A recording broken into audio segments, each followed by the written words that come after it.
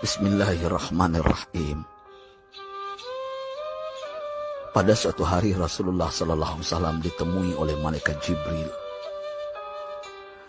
Rasul pun bertanya, "Ada apa wahai Jibril?" Jibril menjawab, "Wahai Muhammad, sesungguhnya hari ini Allah Subhanahu wa Ta'ala sedang mengobarkan nyala api neraka, dan seluruh para malaikat amat ketakutan. Mereka tidak tahu harus bagaimana. Untung aku ingat," kata Jibril, "bahwa engkau Muhammad adalah sumber cinta dan sayang Allah Subhanahu wa Ta'ala kepada alam semesta. Dengan alasan itu aku kesini, bertabaruk mengambil berkah dengan cinta Allah kepada dirimu, ya Rasulullah, ya Muhammad." Rasulullah terdiam beberapa saat, kemudian bertanya lagi, "Wahai Jibril, ceritakan padaku bagaimana neraka itu sesungguhnya." Jibril menjawab, "Wahai Muhammad, neraka itu bagaikan lubang-lubang yang terdiri dari 7 tingkat. Jarak antara satu lubang dengan yang lain ialah perjalanan 70 tahun. Lubang paling bawah adalah lubang yang paling panas." Nabi SAW meneruskan pertanyaannya, "Lalu siapakah penghuni lubang-lubang neraka itu, wahai Jibril? Sampaikan kepadaku, Jibril." Jibril menjawab, "Lubang yang paling bawah diciptakan untuk orang-orang munafik. Lubang yang berikutnya untuk penyembah berhala. Lalu untuk penyembah bintang dan matahari." Jibril terus menerangkan penghuni tingkatan neraka hingga lubang yang kelima, tempat umat Yahudi, dan yang keenam dihuni oleh umat Nasrani. Setelah menjelaskan penghuni 6 tingkatan neraka, Jibril diam cukup lama. Rasulullah SAW penasaran dan bertanya kepada Jibril, "Wahai Jibril, siapakah penghuni neraka yang ke-7?" Jibril diam saja tidak menjawab. Rasulullah SAW mengulangi pertanyaannya, tapi Jibril tetap diam.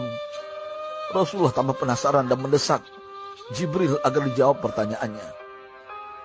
Akhirnya Jibril pun berkata, "Umatmu, wahai Muhammad, mereka itu para pelaku dosa besar di kalangan umatmu, yang dimana sampai mereka mati belum sempat bertaubat." Mendengar jawaban Jibril, Rasulullah langsung jatuh pingsan. Jibril merangkulnya dan meletakkan tubuh baginda di atas pangkuannya. Tak berapa lama Rasulullah SAW sadar dan langsung menangis bersimbah air mata dengan terisak-isak. Rasulullah mempertegas pertanyaannya, "Wahai Jibril, apakah benar ada di antara umatku yang masuk neraka?"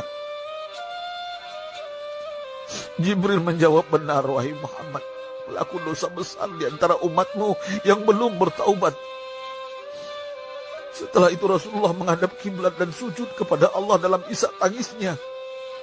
Sesekali dengan suara pelan beliau membisikkan kata-kata, "Ummati ya Rabb, ummati, ummati, ummati."